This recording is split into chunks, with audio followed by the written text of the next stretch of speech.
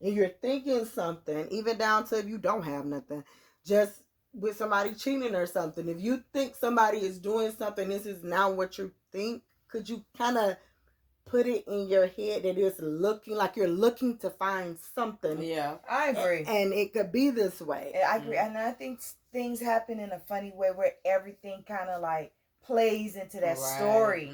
Yeah. Like, yeah, like if somebody think you cheating on them, or if you think somebody's cheating on you, everything, those pieces fall together just so perfectly. Or you going to check the phone. Oh, so the girl from your job is texting you. How's everything going? And you never went out at this time to go get a soda. It's 8:00. When? Right. You so know? it's just, those things, just the pieces perfectly fall. For her to have so much detail saying that, the girl. That's the reason why I feel like it was like a schizophrenic type of thing, or it could have happened. I'm not saying it didn't happen at all, because like I said, I don't know, and I mean, there are children that have poverty, been, yeah, and there have been children that have been, molested or touched or whatever at a young age, and they do act those things out. I remember these girls on the bus or whatever were being molested, and they acted those things out. Yeah. We were in elementary school, so it's certain things. Although it's unfathomable for us, it is people's reality. You know what I mean? Yeah, and so with the Mitchelle case, because guys, we're gonna be doing a lot of these documentaries with different things, but it is very sad, because one thing that we do have to start doing is we have to start protecting the kids, and then understand that they're gonna grow up to be adults. And once you grow up to be an adult, you're held accountable for everything. And now people look at you like, well, you're an adult now. But they skip the fact that I was a child, and this person took advantage of me, and this person did this. This is why I am who I am today, because nobody had my back. Or if I did say something, my mom was so so whatever she was, she just needed a man. She didn't believe her boyfriend was raping me.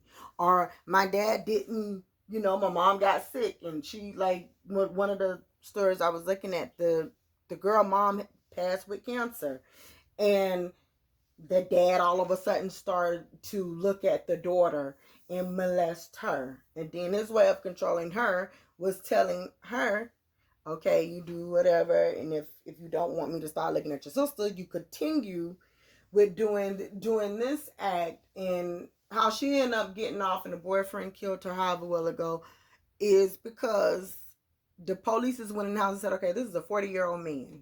You don't have no porn, no nothing in your house, as if you do have somebody. So maybe the daughter was telling the truth.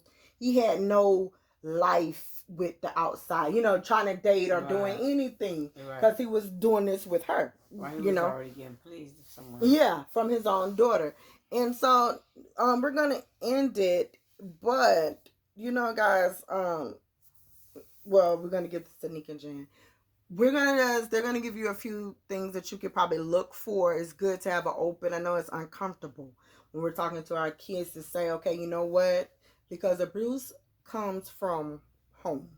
It really does, before it starts out on the outside. I mean, in some cases, they see stuff. It'll always be a cousin or a family member that you can share, or you talk to your kids, you let them know when you get ready to go out, no one touch you right here. That's inappropriate. Or you don't sit on a man's lap, or you don't let nobody just, when he hug you, rubbing your back all the way down, because adults be so sneaky. They think that the kids don't know stuff. Now, I'm going to have Neek and Jen give you guys some of the symptoms that you can look for in your kids. Like, there are certain behaviors. I've read, if they're a certain age, if they're peeing in the bed still, they could have been molested, and that's one way of looking at it, So, Neek, with that, you and Jen give that, and then we're just going to... All right, so, I don't know, I guess one of the things would be, is just, obviously you pay attention to the way that they are acting, or they, or if they're around a person that, they maybe not, before they was okay with going to this person and being around this person, and now, they're having a fit about it. Like, oh no, I don't want to go to that person's house. I don't want to stay there or whatever. There's some form of abuse, whether it is physical, sexual, whatever, verbal. There's something that makes them uncomfortable, and you have to pay attention to those things. Because one thing about kids, they love fun and they love to be around whoever. They will come to your house no matter what. Yeah. So that's one of the things. But all in all, it may not be a whole bunch of signs there.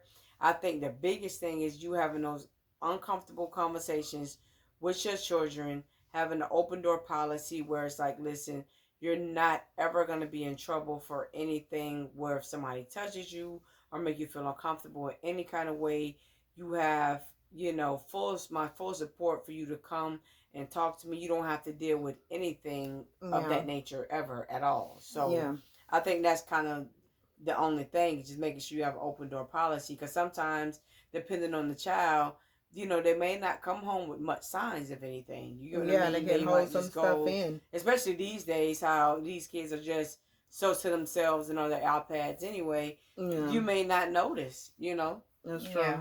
I think that is something big, like, a change in your child's personality, if they were, really, outgoing child or whatever, and then they come into a shell, that's like a drastic change. Or even if they were quiet and now all of a sudden they're outgoing and rambunctious and that in everyone's face and, things like that. I think that too, can shift, whatever. Mm-hmm. But something that I wanted to hit on and I didn't remember to was the fact that how the bodies was discovered, right? Yeah. We can talk about that real quick. It was an eviction.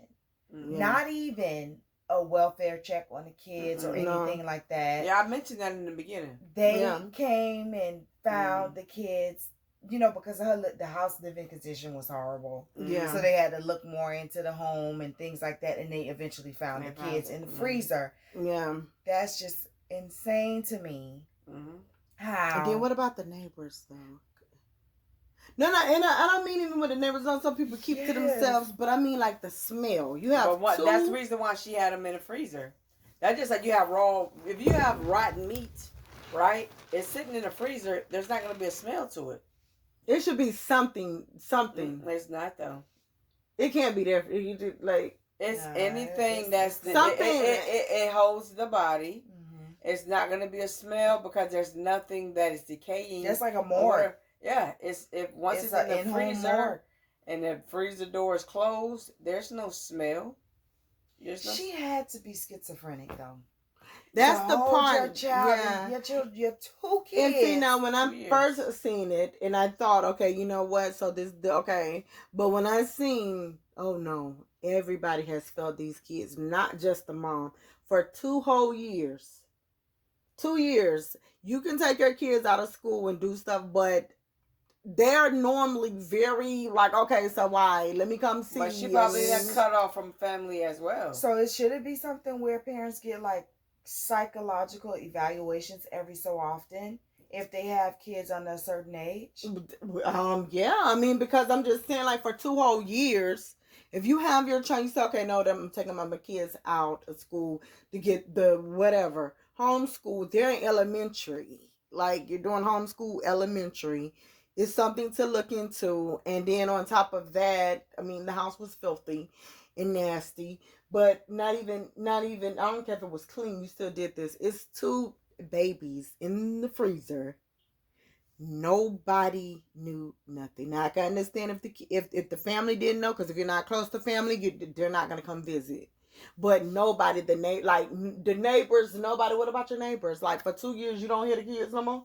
You don't see them. They used to walk to the store. They used to play, and you don't see them. But I mean, from this, it sounds like she ran a very strict home, and she kept them in. She was very protective over them. So they probably never really did see the children, And then the way she kind of looked, she looks like that. No. Like, okay, nobody wouldn't try her to come and ask anyways. Like, well, dang, authoritative, like, yes, like she's not very, active or like. That's very interesting. Maybe we could talk about that in a different video. Yeah.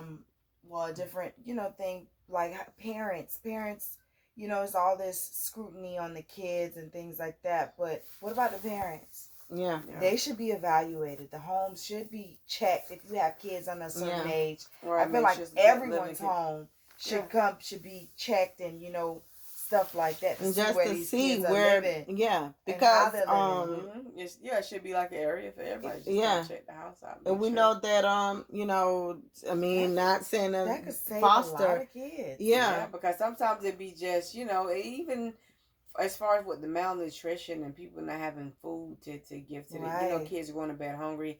I've heard so many stories about people going to bed hungry, and it was my heart breaks for those people and children because me as an adult, I mean, I can't go to bed hungry. I have to find something to eat. Yeah, but then you are an adult, and if you did go to bed hungry, you know how just can't do it, I mean, yeah, you can, but we would know how to. Imagine a child. Just imagine a child. Imagine a child, a baby. Yeah, they can't. Because they don't have a choice. There's no food in the house. There's nothing to eat. And I do think that should be something that even if it's for the community thing where people are going, people are appointed for certain communities to go and knock on doors to do just wellness checks, check the refrigerators, make sure the kids have clean clothes, and things of that nature. And if they don't have it, like, it's provided. What's going on?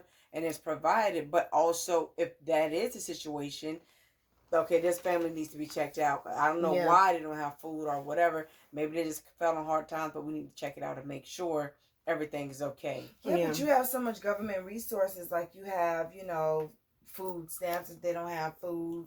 But for some people, if you don't know how to lie on that stuff, really, you got to be basically homeless and have nothing in order to get a food. But I'm saying it would change in a way where if you have somebody going to the home and they can literally see this child has nothing to eat here. Yeah. It's a different criteria. It's not like, okay, you have to lie on your application or whatever. This parent can't afford to feed this child.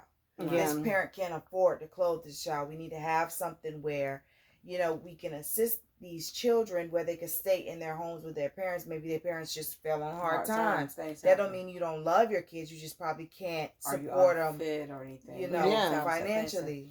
Yeah, but we're gonna send a couple of links inside the description for help. I mean, obviously not the type of help that we're talking about because we've never heard it. But just for the like mental abuse, sexual abuse, hotline phone numbers and websites, and then also anything for like hungry or struggling families as well. And to something, Clue, we're going to start having these phone conversations, and you can be anonymous. You don't have to say your name. You don't have to do this. But for parents, we do too know, especially for women, that sometimes it's a little bit mentally it's hard because you're not the one. You can't get out. You can't stop them. They're going to get out. Maybe you got to be stuck home with the kids. And a lot of this happens when you are confined. And you can start just like, okay, I'm losing my mind here. I got my kids. They're doing all of this. And I know that it was someone I know. And I had to tell this girl, listen, she had a bunch of kids. You have to get out. So then that way, the abuse and certain things won't come because kids, it's a lot. Their energy levels are extremely high. Yours are going to be extremely high because you're aggravated. And you can't, it just 2 and 2 does not work. So to sit down and have somewhere where you guys can, you can talk, explain. Everybody needs somebody to talk to. How was your day? How did you go about it? Could you have 5 minutes? The baby will be okay. The kids will be okay. 5 minutes. Walk out the door. Sing. Do something so you don't lose your cool and your kids don't lose it because times are different and different things happen and we don't want to just put this off. But we will be leaving these links down below with different sources and hotlines and things that you could get in contact with. And guys, please, if you do know, even if it's yourself and you're listening to this and you know anybody that's going through this, it does not mean anything. And I think sometimes we got so much of pride. We don't like people in our business. But the best thing you can do for yourself is ask for help. So you don't end up like Mitchelle and in a different way. Like she did this. I don't know if it was mental. I don't know what was her state of mind. but you don't want to end up doing something and now you got to cover it or lose your kids because in mind you're going crazy. It's like, you know, she had no help either, so that's was a lot of other kind of stuff. But we will leave these links below and you guys can call these hotlines, as well as I'm going to leave the email, and some of you guys do leave things and we will to discuss it. We will not say your names and we'll talk about it next week or so. But that's it. Neek, Jen, do you have anything else to Nope, that was it. Just the hotlines, and you know, guys, just make sure you guys stay safe, listen to your children, and have an open door policy. Oh yeah, and one more other thing before we do get out. Now, some of the things we say with the kids, because we do know they change. Some things are not sexual, that their behavior. Some things could be just they're growing up. They don't want to be bothered, or they're growing up. Maybe they're, you know, something going on in the school. I know my mom said that I changed when I was in middle school with being isolated to myself. I just didn't want to deal with my sisters, just different things like that. I was on, you know, I was getting older. I wanted to be on my phone doing me. So, dive into it, but don't think everything is sexual. Everything don't probably have to be this way either. Sometimes our kids just grow up and they just do little stuff. Jen, anything else for the closing? And we're okay. So guys, we're out.